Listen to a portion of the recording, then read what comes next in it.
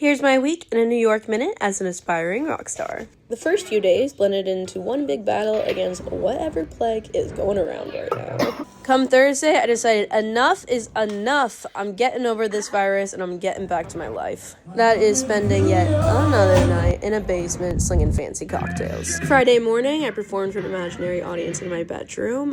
They loved it. Captured some content, and then before I knew it, it was time for me to go back to the basement. We were really busy, so it helped pass the time for my closing shift before we counted our cash tips for the day, and I was out of there. Something about going to bed at 4 a.m. had me sleeping all the way until it was time for me to go back to work. Yet another night. I was actually losing my mind. I couldn't believe I was already back here. But you know, I did survive. I made it through another night, and I went out with my coworkers again.